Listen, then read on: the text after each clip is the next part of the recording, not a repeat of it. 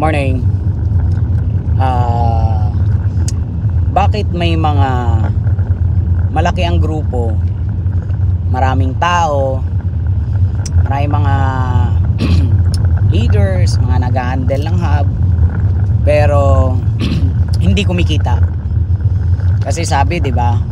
Pagdating sa network, yung mas maraming tao, mas malaki ang chance, mas malaki ang porsyento na mas kikita ka. Yes, tama yun. Totoo po yun. Nga lang, bakit may mga organizations na malaki naman pero hindi kumikita? Bakit may mga organizations na kumakita mo makapal yung tao pero walang production, walang mga income? So, ang nangyayari dyan, yung pinakatuktok or yung mga uplines or yung mga core, hindi sila hands-on. Ang pagiging hands-on sa network, ang pagiging hands-on sa negosyo, yan ang magkikreate ng malaking impact paano magkaresulta ang grupo. Now, kung hindi nagkakaresulta pero marami namang tao, ibig sabihin yung upline hindi niya alam ano ang sitwasyon ng grupo niya. Hindi niya alam ano yung mga nai-encounter na mga abnormalities sa mga downlines niya. Hindi niya alam ilan na dyan yung nahirapan, ilan na dyan yung mga hindi motivated, ilan dyan yung walang alam sa negosyo. May tao lang pero walang income, hindi kumikita. Kasi bakit? Pag ang upline, kapag ang pinaka-head, pinaka-leader, walang pakialam sa mga downlines niya, walang pakialam sa sitwasyon ng grupo niya, andyan lang after pay-ins, andyan lang after production, pero wala or absent siya during mga struggle time. Kaya lagi mong tatandaan, may makikita kang mga team, grupo, syempre nasa network tayo, na hindi naman kalakihan, hindi naman karamihan ang kanyang mga tao, pero productive, kumikita. Alam mo bakit? Dahil ang upline nun, ang pinaka-leader nun ay hands-on.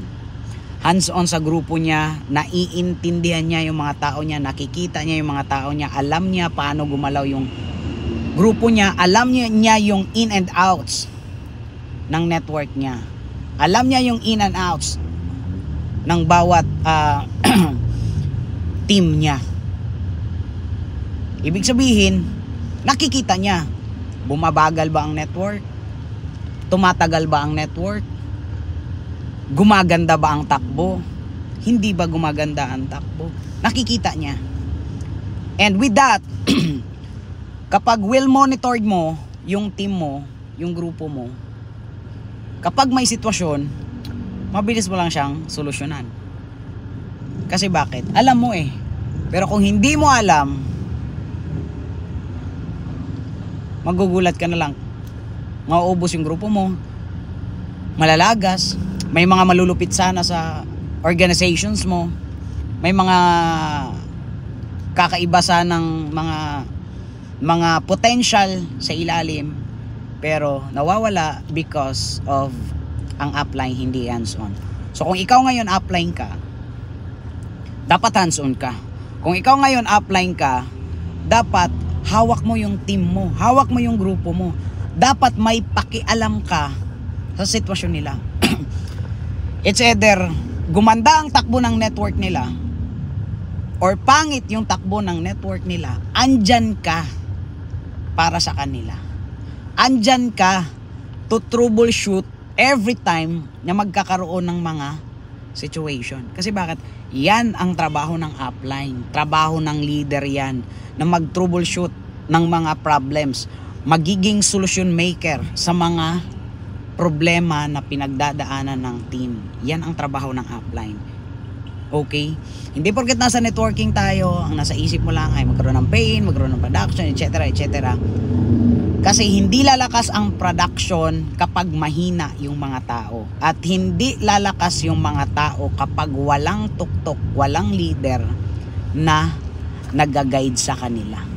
Alright? Dapat naiintindihan mo yun. Okay? So, ayun lang. I hope may natutunan ka. And kung ito para man sa'yo, itong message na to, video na to, saluhin mo. Huwag mo nang ibigay sa iba. Huwag ka nang magturo.